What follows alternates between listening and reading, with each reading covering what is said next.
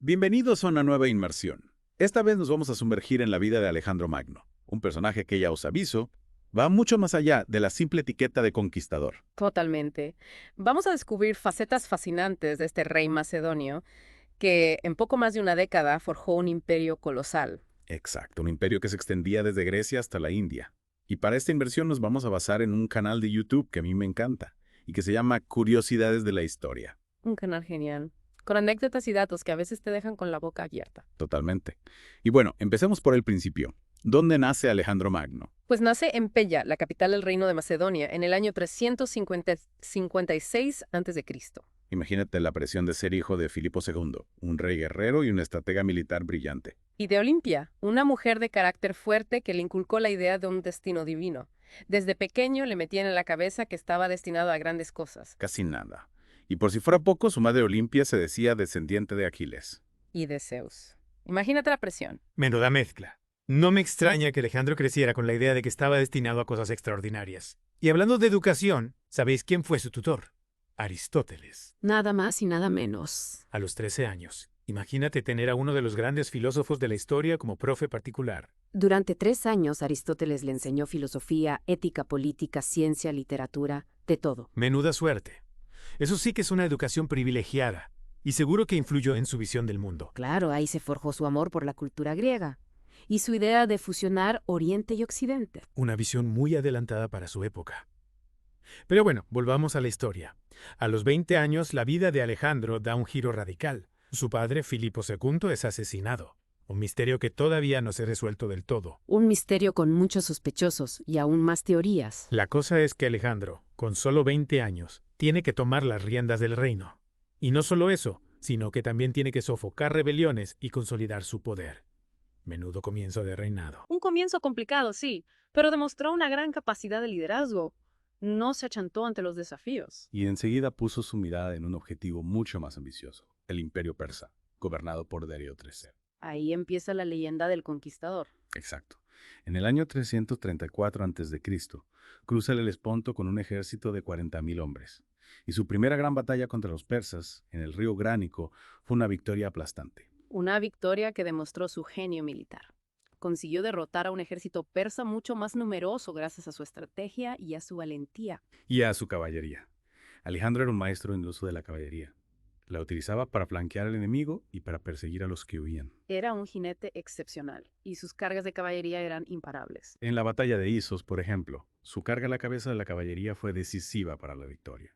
A pesar de ser superado en número por las fuerzas de Darío III, Alejandro lo derrotó por completo. Una victoria que le dio mucha fama y que consolidó su reputación como un genio militar. ¿Y después de Isos, qué? ¿Hacia dónde se dirigió Alejandro? Pues mira, después de Isos conquistó Siria y Fenicia. Y en el 332 así llegó a Egipto. ¿Y cómo lo recibieron los egipcios? Pues lo recibieron como un liberador. Yeah. Estaban hartos de la dominación persa. Y vieron a Alejandro como un salvador. De hecho, lo coronaron faraón. Faraón, menudo cambio. De rey de Macedonia a faraón de Egipto. Y en Egipto fundó una ciudad que llevaría su nombre, Alejandría. Una ciudad que se convertiría en un centro cultural y comercial muy importante. Y que todavía hoy en día lleva su nombre. Increíble. Alejandro no solo conquistaba, sino que también construía. Exacto, tenía una visión a largo plazo. Y hablando de visión a largo plazo, llegamos a la batalla de Gaugamela en el 331 Astento. Una batalla épica que marcó el fin del imperio persa. Una batalla en la que Alejandro se enfrentó de nuevo a Darío III y en la que volvió a demostrar su superioridad táctica. A pesar de que los persas tenían un ejército mucho más numeroso, Alejandro los derrotó por completo. Utilizó una estrategia muy audaz, atrayendo a la caballería persa al centro para crear una brecha en sus líneas. Y luego, a la cabeza de sus compañeros, la élite de su caballería, cargó contra el propio Darío, obligándolo a huir. Una maniobra arriesgada, pero que le salió a la perfección. Gaugamela fue una obra maestra de la estrategia militar. Y una victoria que cambió el curso de la historia. Después de Gaugamela, Alejandro se proclamó rey de Asia. Y ya nadie pudo detenerlo. Bueno, eso ya lo veremos en la siguiente parte de nuestra inmersión, porque la historia de Alejandro no termina aquí. Ni mucho menos. Todavía nos quedan muchas cosas por descubrir. Así que no os perdáis la segunda parte de nuestro viaje por la vida de Alejandro Magno. Os esperamos. Retomamos nuestra inmersión en la vida de Alejandro Magno. La última vez nos quedamos en la batalla de Gaugamela. Una victoria aplastante que marcó el fin del imperio persa. Alejandro se convirtió en el rey de Asia con solo 25 años. Impresionante. Y con todo un futuro por delante. Pero ¿qué hizo después de conquistar Persia? ¿Se conformó con eso? Pues no, Alejandro tenía una visión mucho más ambiciosa. No solo quería conquistar, sino también unificar. Unificar, ¿a qué te refieres? Alejandro soñaba con crear un imperio multicultural donde griegos y persas vivieran en armonía. Quería fusionar Oriente y Occidente, Una idea muy adelantada para su época. ¿Y cómo pensaba hacerlo? pues promoviendo los matrimonios entre sus soldados y mujeres persas. De hecho, él mismo se casó con Rosana, una princesa persa. ¿En serio? Eso sí que es dar ejemplo. Claro, Alejandro creía en la integración. Pensaba que la mezcla de culturas enriquecería su imperio. Pero seguro que eso no gustó a todo el mundo. No, claro que no. Muchos de sus generales macedonios lo vieron como una traición a sus raíces. Para ellos, los persas eran el enemigo. Es comprensible. Después de tantos años de guerras y rivalidad, no sería fácil aceptar a los persas como iguales. Exacto. Pero Alejandro no se dejó influenciar por la opinión de sus generales. Tenía una visión clara y estaba decidido a llevarla a cabo. Un líder con convicciones. Sin duda. Pero bueno, la campaña de Alejandro no fue un camino de rosas. Después de conquistar Persia, continuó su marcha hacia el este, ¿Hacia dónde se dirigió? hacia la India. Quería llegar hasta el fin del mundo conocido. ¡Qué ambición! El loco siguió. Bueno, llegó hasta el río Indo, en lo que hoy es Pakistán. Pero allí se encontró con un enemigo formidable, el rey Poros. ¿Y qué pasó? ¿Hubo batalla? Sí, la batalla del río Hidaspes, una de las más duras a las que se enfrentó Alejandro. El ejército de Poros, con elefantes de guerra incluidos, opuso una feroz resistencia. Elefantes de guerra. Eso sí que es una imagen impactante. Imagínate el caos en el campo de batalla. Los elefantes cargando contra las falanges macedonias, los soldados luchando cuerpo a cuerpo. Una batalla épica. ¿Y quién ganó? Alejandro, por supuesto. Pero fue una victoria pírrica. Sus tropas quedaron exhaustas y desmoralizadas. Llevaban años luchando lejos de casa y empezaban a echar de menos a sus familias. Es normal. No me extraña que quisieran volver. Y eso fue lo que pasó. Después de la batalla de Hidaspes, el ejército de Alejandro se negó a avanzar más. Estaban hartos de luchar. Querían volver a casa. ¿Y Alejandro? ¿Qué hizo? ¿Los obligó a seguir? ¿No? Alejandro, a pesar de su ambición, era un líder inteligente. Sabía que no podía obligar a sus soldados a luchar si no querían.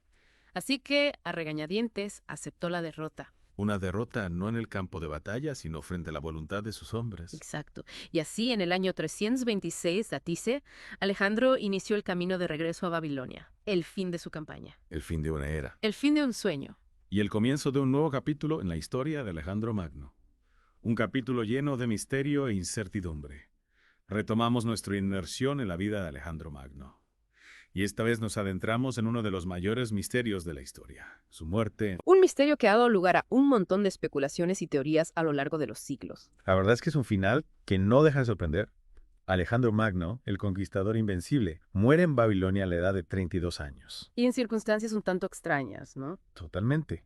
Las fuentes históricas de la época nos ofrecen relatos contradictorios. Unos dicen que murió de repente tras una breve enfermedad, otros hablan de un largo declive físico y mental. En fin, un auténtico rompecabezas histórico. Empecemos por las teorías que apuntan a causas naturales. Sabemos que Alejandro sometió su cuerpo a un ritmo de vida frenético. Años de campañas militares, banquetes, exceso de alcohol. Vamos, que no llevaba precisamente una vida sana. No, para nada. Y claro, eso pasa factura. Es posible que su sistema inmunitario estuviera debilitado y que fuera más vulnerable a las enfermedades. Además, Babilonia no era precisamente un lugar saludable. Con su clima cálido y húmedo, era un caldo de cultivo para todo tipo de enfermedades. Exacto. Malaria, tifus, disentería. Las posibilidades son muchas. Tiene sentido. Un Alejandro agotado por las guerras, expuesto a condiciones insalubres, podría haber sucumbido a una enfermedad sin mayor misterio. Claro, pero también hay que tener en cuenta que Alejandro tenía muchos enemigos. No olvidemos que era el rey de un imperio vastísimo, conquistado en muy poco tiempo. Y seguro que había muchos que lo veían como una amenaza. Por supuesto, generales envidiosos, nobles persas deseosos de venganza, familiares ambiciosos.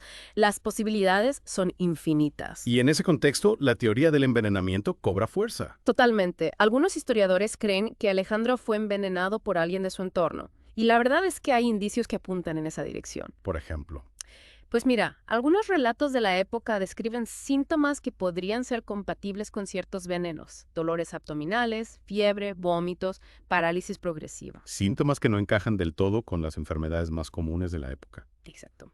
Y eso ha llevado a algunos historiadores a pensar que Alejandro pudo ser envenenado con una sustancia como la cicuta o el arsénico. Dineros que eran relativamente fáciles de conseguir en la antigüedad. Sí, y que podían causar una muerte lenta y agonizante. Si fue envenenado, ¿quién pudo ser el culpable? Es esa gran pregunta. Hay muchos sospechosos, pero ninguna prueba concluyente. Algunos apuntan a Antípatro, un general macedonio que había sido relegado a un segundo plano por Alejandro. Un general con motivos para odiarlo. Sin duda.